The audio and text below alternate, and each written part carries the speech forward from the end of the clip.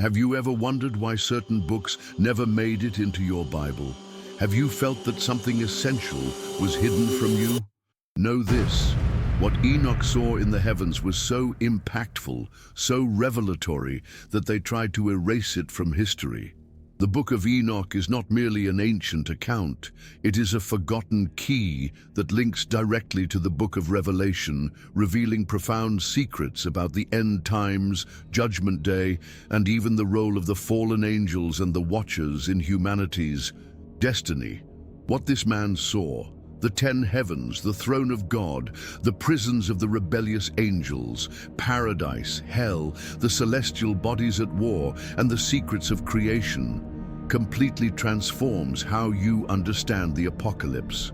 And if you think all of this is merely symbolic, brace yourself. What is happening now in the world, from the Euphrates River drying up to global systems crying out for control, is directly tied to Enoch's visions. Many people watch our channel's videos but still haven't subscribed. If you seek spiritual truths that few have the courage to reveal, click subscribe now and ring the bell. This isn't just another video. It's a calling, a warning, an alert that could change your eternal destiny. You are about to discover why Enoch was taken up to heaven and why what he saw will mark you forever. Since the dawn of time, humanity has sought to understand what lies beyond the veil. But there are passages, sacred records, and celestial visions that were deliberately erased, silenced, or ignored. One of these hidden truths is bound to the name of Enoch, a righteous man deeply loved by God, who walked with the Most High before the flood and was taken alive to a place that few dare even imagine. While the world busied itself with the corruption of the flesh and alliances with the fallen angels, Enoch was summoned to witness what no mortal soul had ever contemplated: the 10 heavens, the higher realms, the celestial abodes that reveal the full complexity of heaven and hell. And it is here that we begin to uncover a secret linking the Book of Enoch to the Book of Revelation, echoing ancient prophecies about the last days. It is no coincidence that Enoch's name was kept out of the traditional biblical canon. His journey through the heavens is a spiritual map of the signs of the end times, a hidden script of celestial revelations shedding light on what is to come. In his ascent, Enoch traversed the domains of light and darkness, the portals of creation, and the eternal courts where the judgments of Judgment Day are pronounced. This experience was not just for him, it was for us. For those living in the final era, surrounded by rumors of war, whispers of false peace, and a world increasingly engulfed in spiritual warfare. What he saw, what was written, connects directly with John's visions in Revelation. The same language, the same echoes, the same God. It is striking how certain truths remain accessible only to those with genuine thirst. Enoch was no ordinary man. He was a silent prophet, a scribe of the heights, and his life is a bridge between the pre-diluvian world and the time of the rapture. Studying his journey, we realize that he saw not only beauty, but also horror, judgment, weeping, and glory. He entered the place where the fallen watchers await condemnation, and where the mark of the beast was already being inscribed on the fates of those who reject the truth. And here we begin to understand everything Enoch saw, and that you are about to see, is a mirror of what unfolds on earth, especially as the tribulation draws near. Imagine for a moment if you were called in the same way as Enoch. Would you have the courage to look into the abyss between worlds? Could you bear to see the Nephilim, the imprisoned angels, the condemned multitudes, and the glorified saints? Because that is exactly what the apocalypse invites us to do, to open our eyes to a realm beyond the physical. Enoch saw creation's workings, God's throne in the 10th heaven, and heard the voices proclaiming Armageddon. He did not merely observe, he recorded every detail, every chant, every tear. And now, those records reach us as a warning, as a key for understanding our time and acting before it is too late.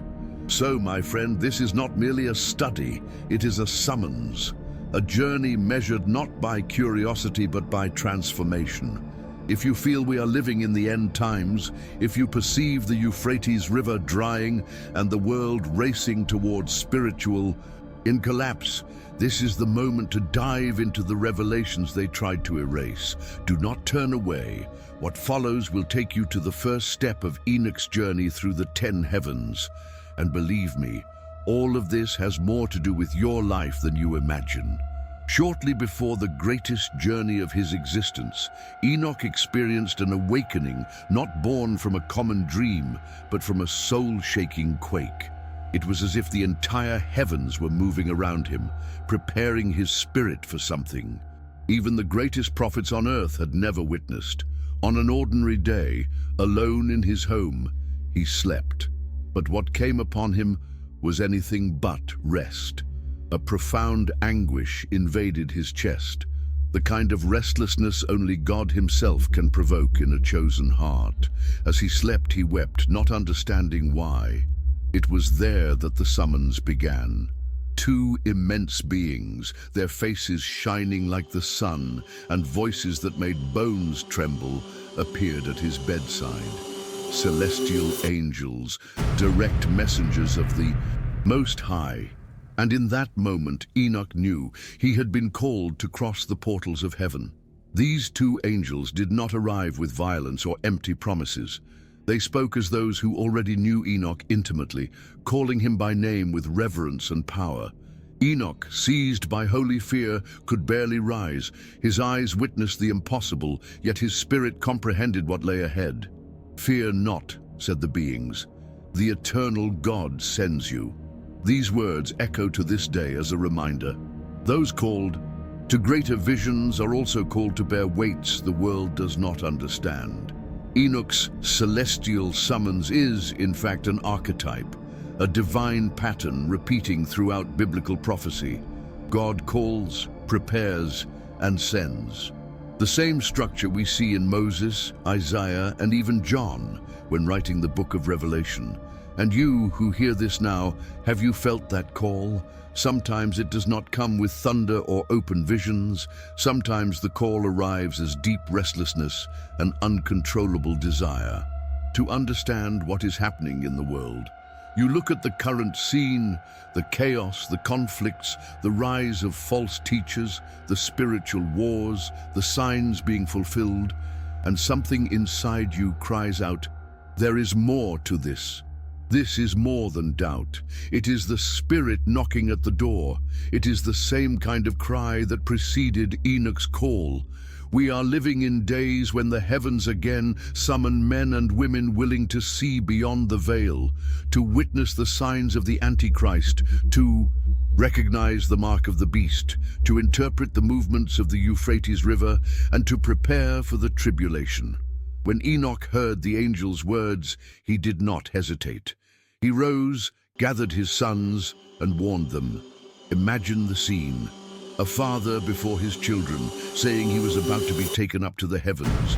But he spoke not in fear, but with authority. He told them to stand firm in faith, to never bow to idols, to never abandon the Creator who made heaven and earth. This stance is a valuable lesson for us. When the last days knock on our door, they are already lurking. We cannot falter. We must prepare our homes, our families, our children, and instruct them firmly about what is to come. Enoch's visions, like those of Daniel and John, are living warnings. And at this very moment, the Spirit still whispers to the vigilant. When Enoch departed his home, knowing he might never return the same way, he was bidding farewell not to life, but to one of its stages.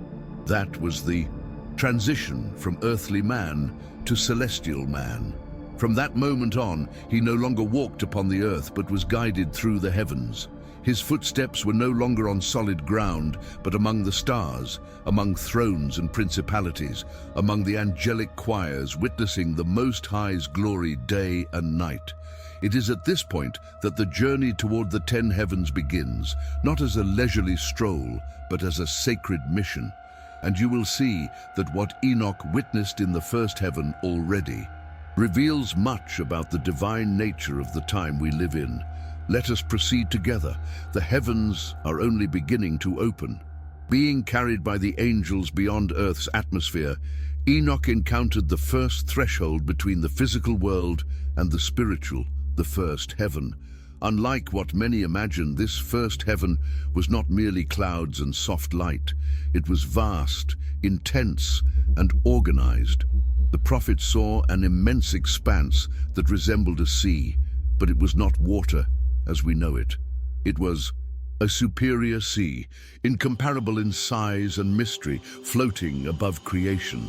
There he perceived that heaven was neither empty nor inert, but inhabited, active, and alive.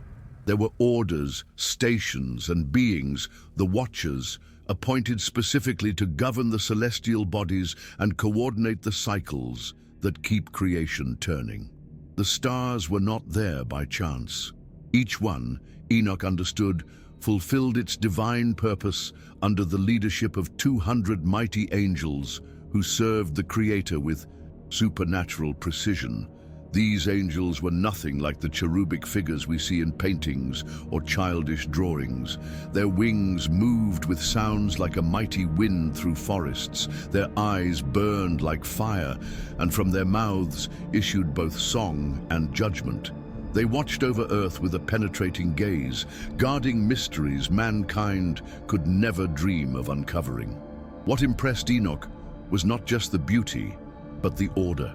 Everything in that heaven was governed with discipline, something echoed in John's visions in Revelation, where all in heaven has purpose, place, and function. And at that moment, the prophet began to understand that the Book of Revelation and the Book of Enoch speak of the same structures, the same glory, the same times, especially those pointing to the signs of the end times. But Enoch did not stop there.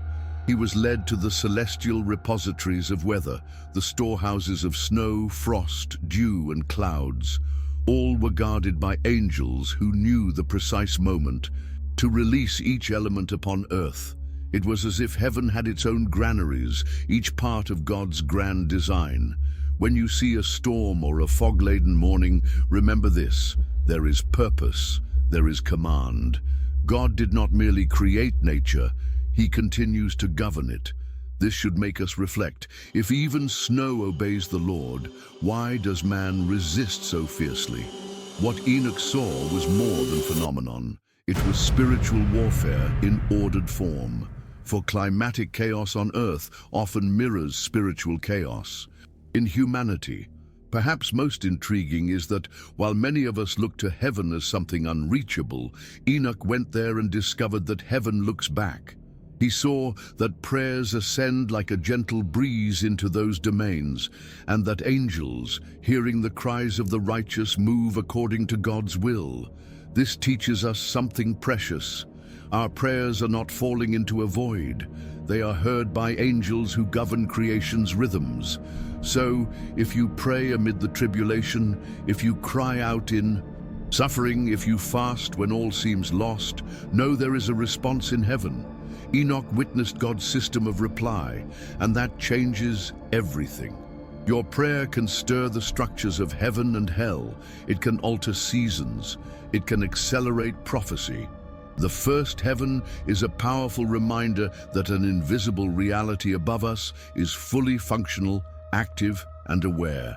Crossing that threshold, Enoch began to realize that his journey was not merely about the heavens, but about the very nature of judgment, salvation, and the end of days. He was only beginning, but already had seen more than any man before him. And what follows is even deeper. In the second heaven, he would see not only light, but also the darkness that awaits those who reject glory. The place where the fallen angels await Judgment Day. Are you ready to follow? Crossing into the second heaven, Enoch was struck by a dense, suffocating silence. The contrast with the first heaven was brutal. Here, light gave way to darkness. Darkness denser than Earth's blackest night, an absence of glory that made the soul tremble.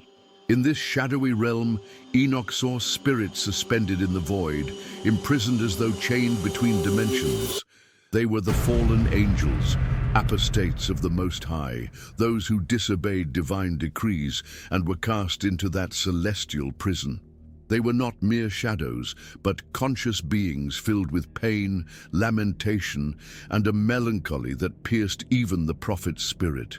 They awaited the great judgment day, and their voices did not cry for justice, but for mercy. The fallen angels looked upon Enoch, and in an act that teaches us much about grace's weight, begged him to intercede for them. Behold, celestial beings, once glorious, now humbled before a mortal man. This reveals a profound spiritual principle. When God chooses someone, it matters not that they are still flesh. Their authority in the spiritual realm transcends natural logic. Yet Enoch, humble, replied, "Who am I to intercede? For angels?" He knew his role was that of a messenger, not a redeemer. Redemption would come later, through another, the Lamb of Revelation, who would conquer the Antichrist, the Watchers, and break history's seals. What Enoch saw in that second heaven stands as a powerful warning to all of us. Sin's consequences are not confined to earth. There exists an eternal tribunal, a system of divine justice beyond dimensions. These angels were imprisoned not for a momentary lapse, but for conscious rebellion. They followed their prince, whom we know as Lucifer, and turned from eternal light. Now they moan in heaven while the world remains distracted, ignorant that battles in the unseen shape history's course. The spiritual warfare. We witness today the moral conflicts, the spiritual scandals, corruption inside and outside the churches, echo the same darkness Enoch beheld in that judgmental realm. The saddest fact is that even in suffering, many refuse to repent. The fallen angels did not ask for forgiveness. They asked for intercession. They recognized God's justice but could not escape it. This shows how much time remains for us to seek grace. If you feel you live in darkness, if you perceive you have followed vanity, idolatry, or drifted from God, understand there is still time. You are not in the second heaven. You still breathe. You can still bow your knees. You can still say, "Lord, bring me back to your presence." Enoch's journey is not merely a vision of what is to come. It is a mirror of our own spiritual condition. As Enoch departed that place of lament, he carried a weight, not fear, but reverence. For one who sees judgment better comprehends mercy. The second heaven is not the end. It is a reminder that heaven is not only light, but also justice. And now, as we follow him to the third heaven, prepare to behold a contrast, for after darkness comes promise. Enoch would see paradise, the place reserved for the righteous, where the tree of life blooms and the prayers of the saints become a sweet fragrance before the throne of the Most High. Shall we go together? Arriving in the third heaven, Enoch experienced a contrast so powerful, so overwhelming, it felt as if he'd been torn from mourning and plunged into an eternal celebration garden. It was paradise, not a metaphor, but a real, glorious, exuberant place. A celestial garden where the fragrance of flowers spoke, where fruits shone like gems, where nature itself seemed to sing praise. There, among the eternal trees, stood the tree of life, the very one mentioned in Revelation 22:2, bearing 12 kinds of fruit and leaves for the healing of the nations. In that moment, Enoch understood. This was not just a realm of rest, but a foretaste of God's eternal promise, a place reserved for those who persevere through the tribulation, who conquer sin and live by faith. Everything there was different. The light did not come from a sun, but from God's own glory. The waters were pure, branching into 4 celestial rivers carrying milk, honey, wine, and oil. Each element symbolized something: sustenance, consolation, joy, and anointing. The righteous who dwell there, Enoch learned, are those who refused to bow to the Antichrist, who resisted the mark of the beast, who lived their faith to the end. Among them, Enoch saw ordinary men and women, people who on earth were rejected, persecuted, and forgotten, but there they were honored as eternal heroes. For as Paul says in 2 Timothy 4:7-8, I have fought the good fight. There is laid up for me the crown of righteousness. What most impressed Enoch was the singing. Angels, hundreds, perhaps thousands, sang unceasingly, but it was no mechanical repetition. It was living praise, full of love, with voices so sweet they seemed to penetrate the spirit. These angels not only sang, but guarded the garden. They knew who could enter, who had been sealed in faithfulness. Enoch understood. Entry into paradise is not by merit, but by covenant, by having lived according to heaven's principles amid earth's chaos. And if you find yourself in times of doubt, of spiritual confusion, remember, this place is real. Heaven and hell are not abstract ideas. They are destinations. And you are building your path today with every choice, every attitude, every prayer. Yet not all there was light. Guided by angels, Enoch was taken to the northern edge of that same heaven, where he saw a region that, though in the same dimension, was its opposite: darkness, screams, a river of fire.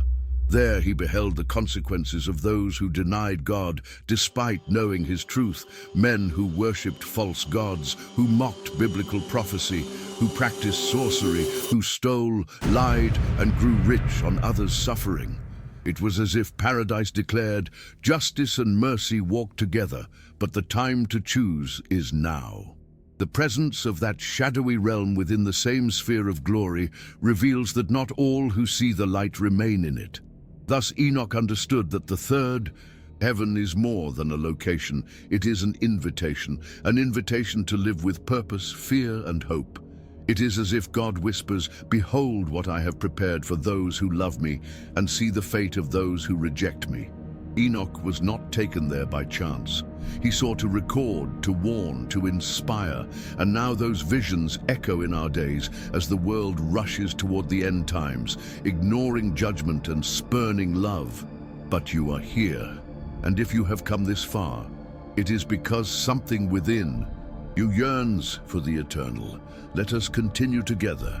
The next place Enoch will see is pure manifestation of divine judgment. Prepare to face the darkest side of heavenly justice.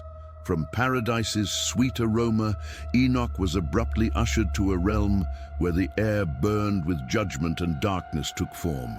It was as if, north of the third heaven, a rift had opened, not to exalt God's glory, but to expose the cost of rejecting it.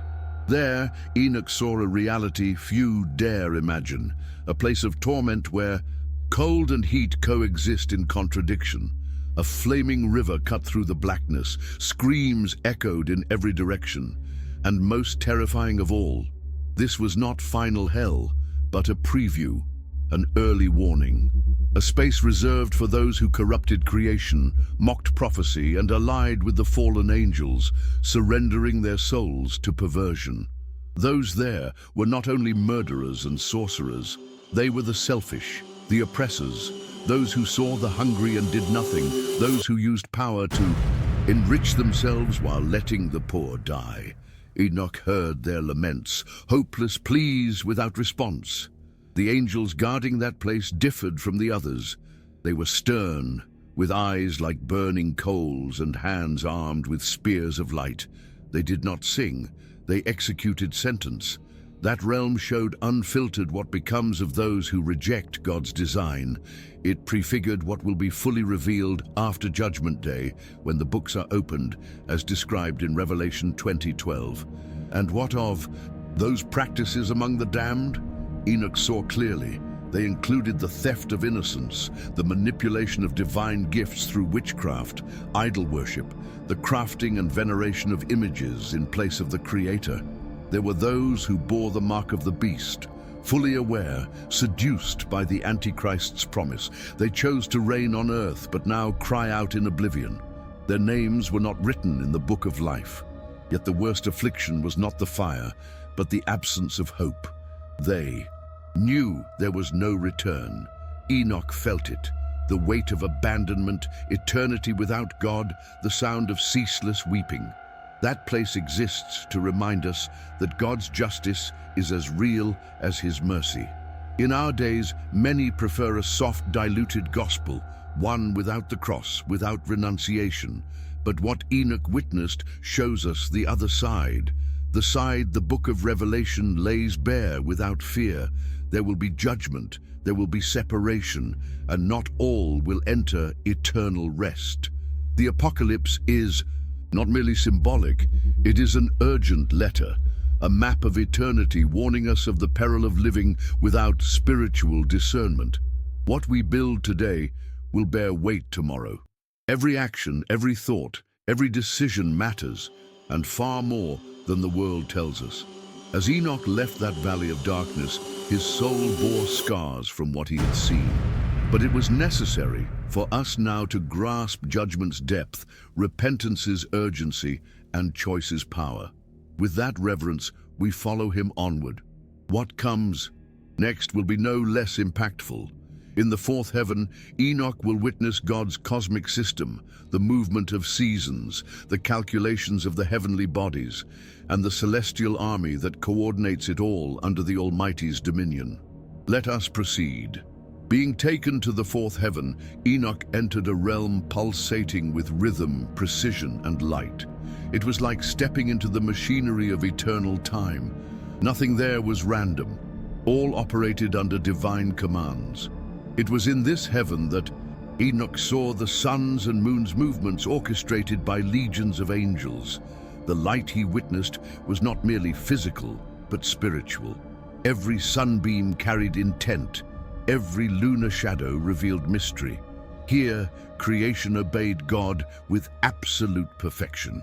The prophet then understood that time, days, seasons, the cycles of heaven and earth, all were maintained in balance by divine orders that will only be undone at the apocalypse's climax, when the Lamb opens the seals and the world plunges into the tribulation. The angels Enoch saw in this realm did not appear gentle. They looked like sentinels of a cosmic tower.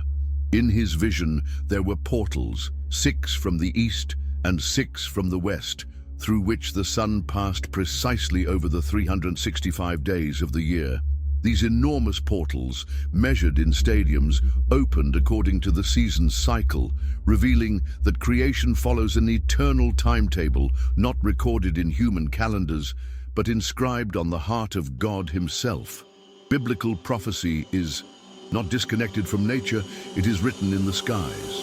As David wrote in Psalm 19:1, "The heavens declare the glory of God, and the firmament shows his handiwork." In that heaven, Enoch also saw indescribable celestial creatures, firebirds called phoenixes, and beings with lions' tails and crocodiles' heads accompanying the sun as guardians. These creatures echo John's Revelation beasts, but here they are glorious, not evil. Each had multiple wings and specific functions, warming the sun, carrying light, singing praise at dawn. They acted with perfect timing, under direct orders from the throne. These were not myths, but spiritual realities, teaching us that all we see in the sky reflects a higher design. And this shows that nature itself is prophetic. The signs of the end times also appear in the sky, in eclipses, blood moons, and celestial disturbances. The Euphrates River may dry on earth, but the heavens were on alert long before. Enoch saw that time was counted by angels, that the sun's brightness was measured, that every star had a destiny. This reminds us of Daniel 12:3's promise, "Those who lead many to righteousness shall shine like the stars forever." Heaven is not static. It responds to prayer, to sin, to spiritual warfare. The stars we see obey commands that will one day be halted. Yes, there will come a time when the sun is darkened, the moon turns to blood, and the powers of heaven are shaken. Matthew 24:29. All this is already written, not only in Scripture, but also in visions like Enoch's. Departing the fourth heaven, Enoch carried more than information. He carried the understanding that time is sacred. We are not merely counting days, we are being counted by them. And as we approach the last days, everything accelerates, creation groans, heaven's order prepares to be broken. Yet before that, the prophet still had much to see. In the fifth heaven, Enoch would encounter the fallen giants and learn the chaos's origin. What he would witness next ties directly to the Nephilim, the rebellious watchers, and the birth of the spiritual corruption afflicting the world today. Shall we continue? In the fifth heaven, Enoch's surroundings held no light, no harmony, no song. What he saw was devastating. Celestial soldiers with human features, deformed by sorrow, disobedience, and fall. These were the Grigori, also known as the Watchers, the Sentinels, who in ancient times abandoned their heavenly dwelling to corrupt humanity. Once glorious men and women, now marred by rebellion. Their faces hung low, their mouths silent. Enoch felt the weight of that atmosphere, a heaven of waiting and judgment, a place where time does not heal but expects.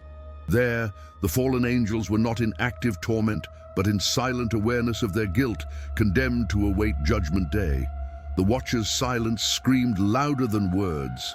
Enoch asked why they were quiet, why they no longer served the Lord like the other angels. The answer was heavy and clear. They had rejected the Lord of light. They had descended to earth, taken the daughters of men, and corrupted everything they touched. The antediluvian world became a battlefield of spiritual warfare, inhabited by the Nephilim, giants born of angelic human unions, possessing tremendous strength and violent hearts. What we see today in myths, legends, and ancient stories, Enoch saw with his own eyes, and he realized the seed of earth's corruption lay there in the fifth heaven among those who chose flesh. Over the heavens, these angels did not only sin, they taught mankind to sin. They revealed forbidden secrets, sorcery, astrology, magic, warfare, vanity, lust. They foreshadowed the deception that would one day manifest fully in the Antichrist.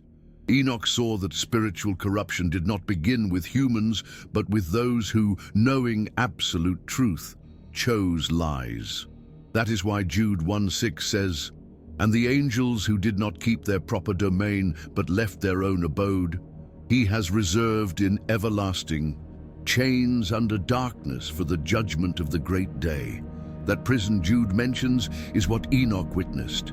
And in the Book of Revelation era, that influence returns with force, as if the evil seed sown by the Watchers began to sprout anew on earth. At that moment, Enoch did something surprising. He prayed for them.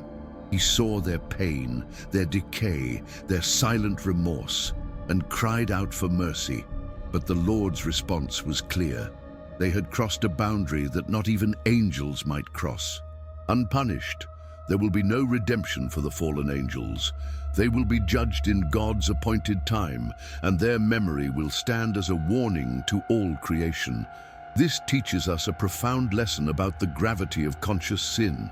When we know what is right and choose wrong out of pride, arrogance, or desire, we tread dangerous ground. There is still grace for humanity, but for angels who saw glory and chose to fall, only the wait for judgment remains. Enoch was then carried onward. Before departing, he saw the Watchers rise and, for one last time, chant together, not a song of glory, but a collective plea for compassion. Enoch heard and wept, but he knew he must go on. For what awaited him in the sixth heaven was completely different.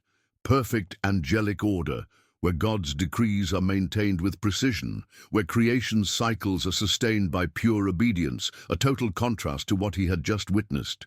Shall we ascend one more level? In the sixth heaven, Enoch found what his soul craved after so many visions of judgment, order, light, and harmony that resonated like divine music. There, the angels were neither silent nor suffering. They were on mission. 7 orders of celestial beings, their faces shining like the sun, moved in perfect synchrony. They not only sang, but studied, calculated, organized, and executed the Most High's decrees. Each group had specific functions, as if departments of an eternal government. Some measured days, years, and seasons. Others tended winds, rains, seeds, and fruits. Still others were responsible for recording human actions. The books were in their hands, and everything was written before God's presence. It was the precise operation of heaven's realm. There, Enoch understood that nothing escapes God's gaze, not a thought, not an intention. Revelation mentions books to be opened on Judgment Day, Revelation 20:12. And here in the sixth heaven, Enoch saw where those records are kept. Every word, every gesture, every prayer, whispered in midnight darkness, is registered. In that heaven, there are no delays, no failures, no forgetfulness. You reap what you sow.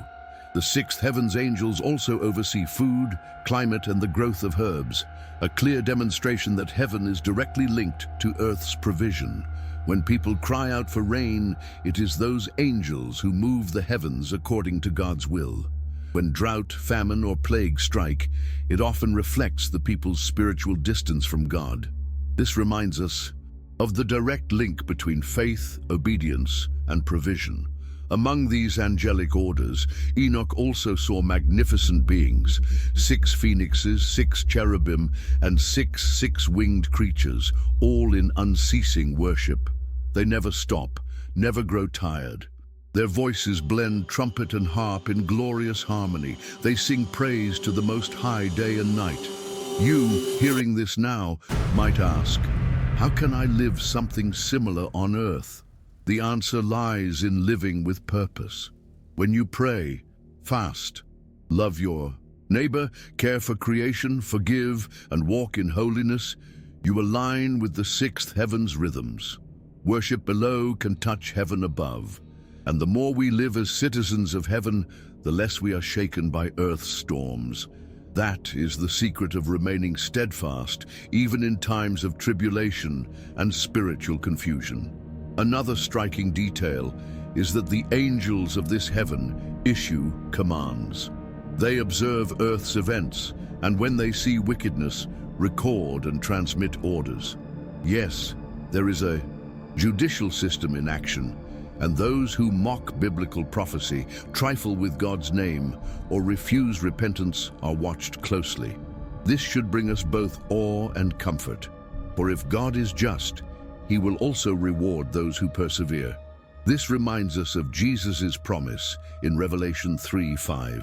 He who overcomes will be clothed in white garments, and I will not blot his name from the book of life. That guarantee stands, inscribed each day by angels who once saw Enoch and now see us. Departing this heaven, Enoch knew he approached his journey's climax. The next heavens would not merely be about order, but about glory. The seventh heaven awaited, offering a distant view of God's own throne. It was time to draw near the universe's heart, where the 4 horsemen are prepared. The final Armageddon decrees are sealed, and divine majesty dwells in inaccessible light. Follow Enoch. What he sees next will change everything. In the seventh heaven, Enoch's eyes were no longer prepared for what he saw, but his soul was. It was as if the entire preceding journey had been spiritual training for this moment. There, glory was no longer symbolic or distant. It became almost unbearable in its intensity. The light was not diffuse like in earlier spheres, but a living, conscious fire. Enoch found himself surrounded by celestial armies, archangels, powers, thrones, cherubim, seraphim, and the many-eyed entities whose forms surpass human imagination. They did more than encircle the throne. They orbited it in worship, reverence, and holy fear so profound that their mere presence made Enoch tremble. This was where eternal decrees were spoken, where time is shaped, and where Revelation's mysteries originate. There, Enoch did not see the throne fully, but only from a distance. The angels guiding him said, "Be courageous, Enoch, fear not." That phrase became his spiritual fuel. In the seventh heaven, there is no room for doubt, only for absolute truth. This was the nexus where all begins. Plans for the last days, commands for the four horsemen, strategies for spiritual warfare, the sentences leading to Armageddon. Enoch perceived that heaven is not only a place of contemplation, but an eternal operations base. Nothing on earth is outside that level of glory's radar. What is decided here changes everything below. What perhaps moved Enoch most was the rhythm of angelic service. They questioned nothing, they murmured nothing, they simply obeyed, and with joy. In that, Enoch saw a reflection of what earth should be, a community of faith where each fulfills their role gladly as celestial bodies obey the Creator's command. Angels seek no personal glory, demand no recognition, compete with none. All focus on the throne. This teaches us about humility and surrender. When the church loses that focus, pride, division, and the spirit of the Antichrist take hold. But when we look upward to what Enoch saw, we return to what truly matters, worshipping God with all we have and are. In that realm, every musical note was a prophetic decree. Every word proclaimed by seraphim carried the weight of 1,000 revelations. And most astonishingly, those angels knew the names of the righteous on earth. Enoch understood there that the faithful are not forgotten in heaven. Even those suffering persecution, shedding silent tears, facing slander and loss for love of God, their names are sung as praise before the throne. This is the great comfort for those enduring trials in the tribulation. You are not invisible. Heaven knows you. Heaven watches over you. Heaven is already prepared to welcome you in its time. Enoch was about to cross a boundary no human had ever crossed. The next step would lead him beyond the visible, beyond the tolerable, beyond the prophet's descriptions. While the seventh heaven is the domain of supreme orders, the eighth, ninth, and 10th heavens guard God's most hidden secrets, including the face of the Lord himself. And it is there we now go. Follow Enoch. Something sacred is about to be revealed. Surpassing the seventh heaven, Enoch was elevated not only in height, but in spiritual depth.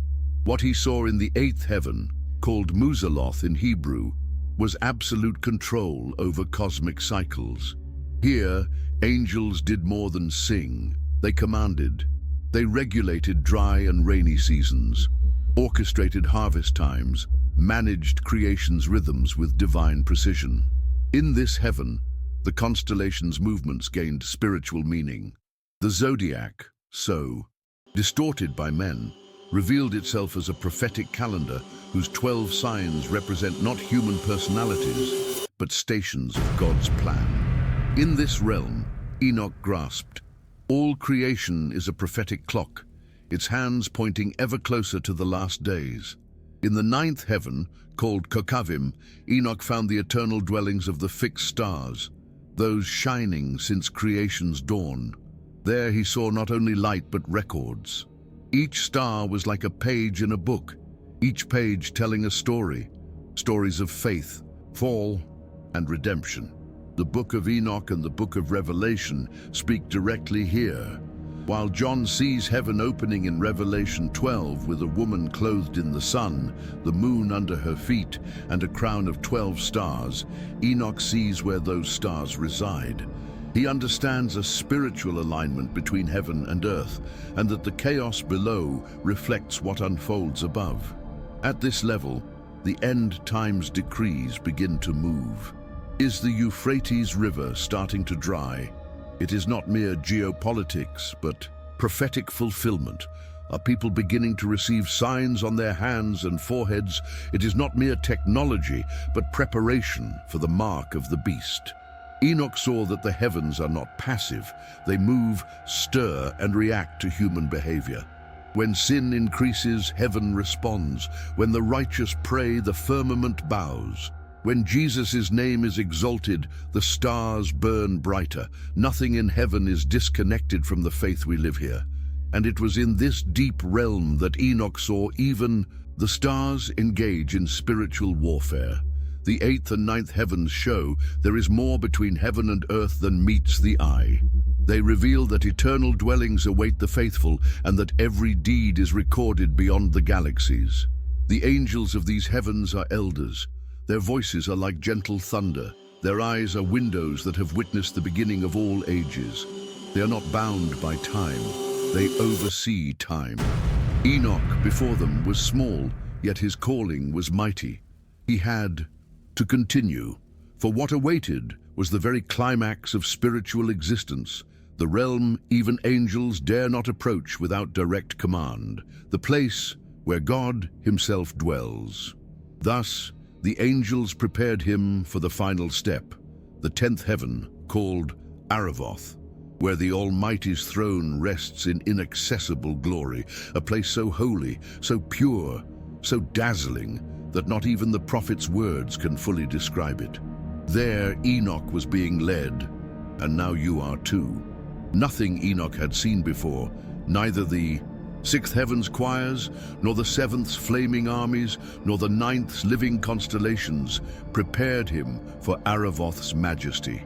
This was the pinnacle, the throne, the core of eternity, where God himself abides. Carried by angels, Enoch did not walk, but floated like breath between dimensions. His feet touched no ground, for there was no ground, only light, not sunlight nor firelight, but a living, conscious illumination that seemed to pierce the soul and reveal all that one is. Upon seeing the throne, his first reaction was to fall face down. No one could withstand that majesty. There, Enoch saw God. Yet even the most poetic words in Revelation or the Psalms seem fragile compared to what he beheld. The Lord's face shone like glowing uranium, like a living sun pulsing with justice and love. The highest angels, cherubim, seraphim, and the many-eyed ones circled the throne, chanting, "Holy, holy, holy is the Lord of hosts. The whole earth is full of his glory." Isaiah 6:3. They did more than sing. They vibrated with worship. Enoch understood that in that place nothing is artificial. Everything lives for the Creator, and all life sings. For in that presence there is no room for ego, pride, or rebellion, only reverence. It was then that the Lord spoke directly to Enoch. Imagine, the same God who set times, who wrote the end from the beginning, who sealed the apocalypse's 7 seals, now spoke to a man. God called him beloved and commanded him to remain before the throne forever. Then the angels stripped away his earthly garments and anointed him with oil of glory. Enoch was transformed before the heavenly host. His body shone like light. He became like the glorious beings inhabiting that realm. Next, he received a mission to record all the heavens' knowledge of the heavens, earth, sea, elements, time cycles, and angelic secrets. The Book of Enoch was born there, not as fiction, but as revelation. God revealed truths to Enoch that even angels did not know. He showed him creation's plans before the world existed, explained how the visible sprang from the invisible, and declared that neither the Watchers, the fallen angels, nor Lucifer himself fully comprehended eternal mysteries. "Not even to my angels have I revealed this," said the Lord. Enoch then grasped that heaven is not a prize but a calling, a destiny reserved for those aligned with the Father's will amid tribulation's chaos. The 10th heaven is the culmination of the quest, but also the beginning of eternity. Now, turning our eyes back to ourselves, what have we learned from this vision? That God is accessible, but not commonplace. that eternity is available but demands holiness, that a throne abides on high, and what you do today determines if you stand before it tomorrow. Enoch saw, and by faith you can see too. Yet the journey is not over. One final stage remains, the spiritual conclusion, where all Enoch experienced becomes a summons for your life. Shall we finish together? At the journey's end through the 10 heavens, Enoch was no longer the same, and if you have followed this far, you are changed too. What began with a silent calling in a dark room ended before the Most High's throne in the cosmos's highest domain. Enoch traversed realms of light, portals of time, the fallen angels' prisons, paradise's bloom, judgment's corridors, and the core of eternal glory. But what does all this mean for us today? It means life is not random. The signs of the end times unfold before our eyes. The Euphrates River's drought, rumors of war, deceptions advance, and growing apostasy are more than headlines. They echo the visions Enoch penned millennia ago. Heaven remains active. The books continue to be written. The time of the rapture draws near, and the trumpet's sound begins to insinuate itself in the spiritual atmosphere. If Enoch was called up, you are called up spiritually to cast off the world's weights, pride, sin, and conformity, to live as a heaven citizen while walking on earth, to prepare as the wise virgins in Matthew 25, keeping your lamp lit, because the bridegroom will come, and those ready will ascend with him not in vision, but in prophetic reality. Enoch was not saved merely by being righteous, he walked with God. That is the true secret.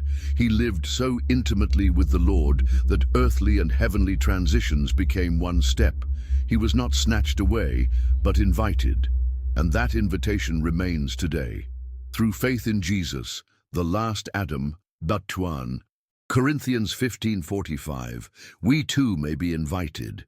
We may hear, "Come, good and faithful servant." But that call is reserved for those living with purpose, fear, and obedience, those who reject the Antichrist, discern the world's deceptions, resist the mark of the beast, and refuse to bow to any system. Are you among them? Perhaps you still feel distant from such intimacy with God, but know this, every step matters. A sincere prayer today can echo in heaven for generations. A holy choice amid temptation can open spiritual doors, leading to profound encounters with the Creator. Enoch's journey is not merely testimony, it is an invitation, a call to ascend, to grow, to go beyond superficial religion, and live the gospel with hunger and reverence. For he who ascended to the 10th heaven did not write to be worshipped, but to remind you, heaven is open and time is running out. Now the decision is yours.